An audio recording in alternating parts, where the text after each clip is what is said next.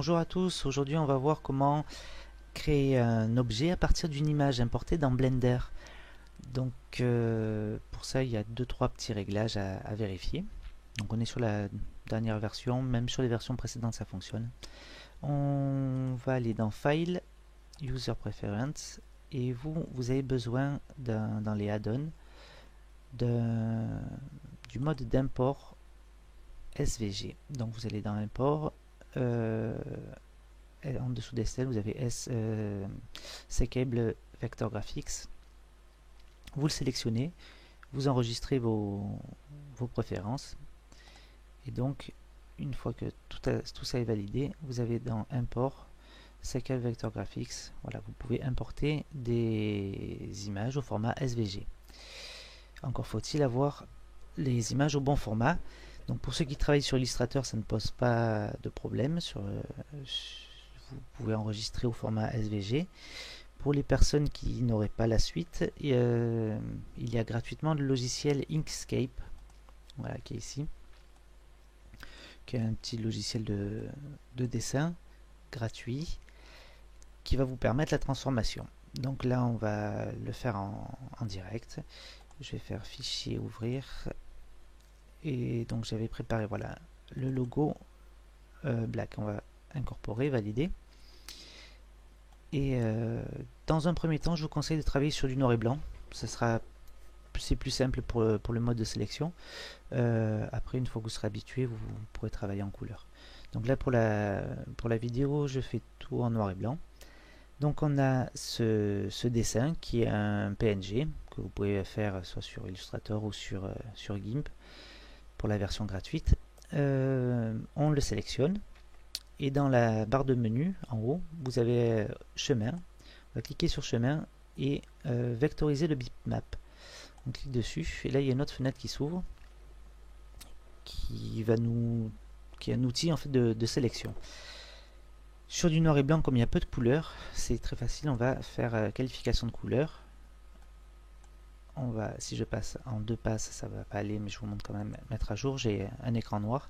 Donc après il faut jouer sur les différents niveaux. En noir et blanc, c'est facile, je vous le donne, c'est 3, on fait mettre à jour. Et il peut y arriver de temps en temps que la sélection soit inverse à ce que vous voyez. Donc vous pouvez travailler avec ça si le rendu vous intéresse. Sinon, on fait inverser l'image, mettre à jour, et on se retrouve bien avec la même chose qu'au début. Donc une fois que ça c'est sélectionné et que l'aperçu vous convient, on fait valider et donc sur la fenêtre de gauche il y a la sélection qui se fait du bon dessin. On est toujours sur un PNG, donc là nous ce qui nous intéresse c'est de le convertir. On va faire enregistrer sous et donc par défaut le format c'est du SVG. On peut enregistrer dans d'autres formats, mais là pour pouvoir l'envoyer sur Blender on va rester comme ça. Je vais lui laisser le nom, je vais l'appeler tuto et le mettre sur le bureau. Voilà, une fois que vous avez renommé, que vous savez où vous les ranger, vous enregistrez et vous pouvez sortir de Ink, vous n'en aurez plus besoin par la suite. Donc on se retrouve dans Blender. Je vais vous mettre les raccourcis en visuel. Voilà, texte comme ça. Voilà, en bas à gauche vous verrez un petit peu ce que je fais avec la souris, ce que je tape. Voilà, si je tape différents mots au clavier que j'oublie de vous préciser, vous aurez quand même le visuel, vous pourrez repasser la vidéo. Donc on va supprimer déjà tout ce qu'il y a sur la scène. Donc je sélectionne tout avec A, supprimer. Et on va importer notre fichier SVG. Donc on fait import SVG. Je l'avais mis sur le bureau, il est ici. Voilà. Donc là il n'y a absolument rien. On passe en vue 7. Donc c'est la vue de dessus. Et en zoomant bien comme il faut, on arrive à voir notre objet. Enfin notre image, pardon. Donc on va l'agrandir un petit peu pour que ce soit plus facile. Hop. Pour ceux qui ne sauraient pas le raccourci, il y a la possibilité de remettre donc cette image à l'origine. Donc pour ça vous avez dans les outils Tools sur la gauche vous avez cette origine. Vous cliquez géométrie, tout origine. Voilà, ça va vous centrer le dessin. C'est plus pratique après pour les zooms, tout ça. Voilà. Donc on a notre dessin qui a été nommé curve par défaut dans la scène, puisque c'est une curve. Je vous conseille de la renommer de suite. Donc je vais fermer le volet. Voilà, si vous appuyez sur la touche N, vous ouvrez et fermez la fenêtre qu'il y a sur le côté.